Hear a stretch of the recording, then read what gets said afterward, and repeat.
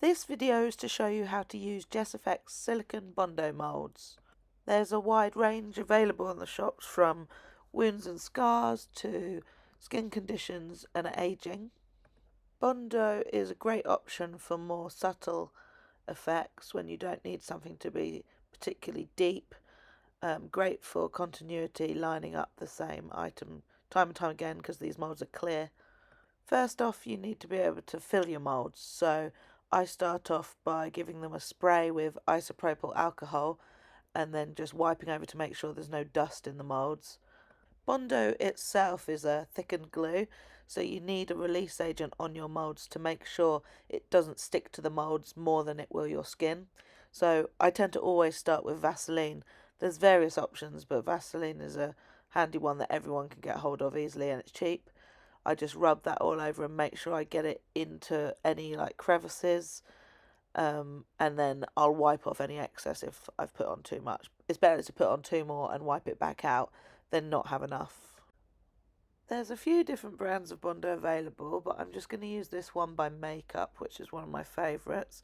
I'm using the shade Pinky, which is pretty fair and close to my own skin tone, but there's loads of different skin tones available, and you can also get it in clear and then colour it up yourself.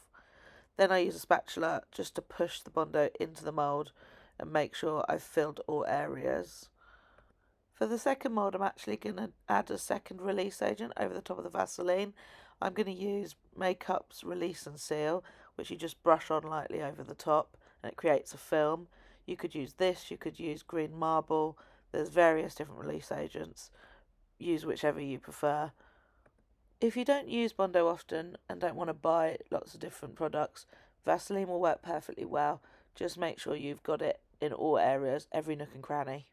So with the release and seal, I just put a drop on the mould and I'm brushing it over. I don't want to keep touching it too much, or it could start to peel up if it starts to dry.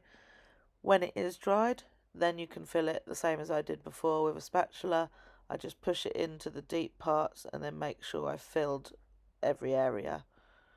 If you're not sure you've completely filled it, because the moulds are clear, you can just lift it up and look underneath against the light and you'll see that you don't have any air bubbles or you haven't missed any areas.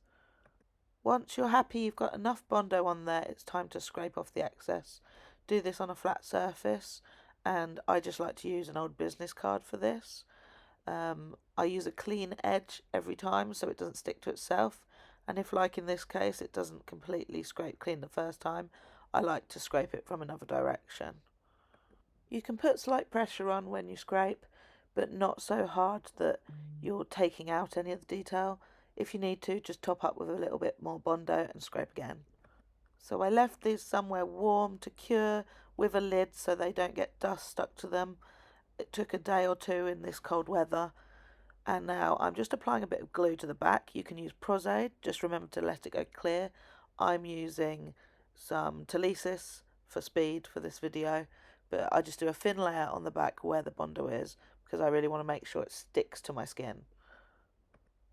Bondo is inherently sticky, so you don't have to do the glue step, but I like it for added security.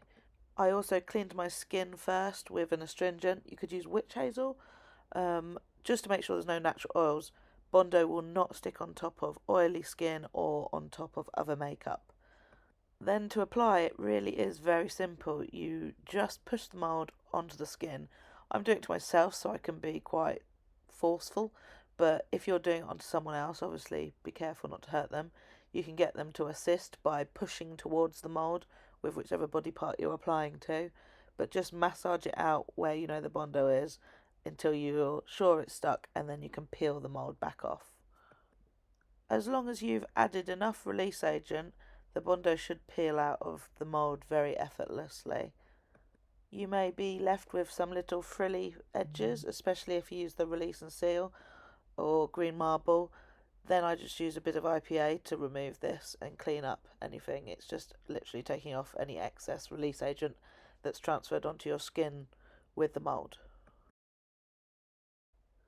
Now, Bondo does stay tacky, which means it can gather dust, so I like to seal it at this point. There's loads of different ones on the market, but I'm just going to use a bit of green marble and paint it on with a brush in a thin layer over the top. Once this is dry, I'm going to move straight on to painting.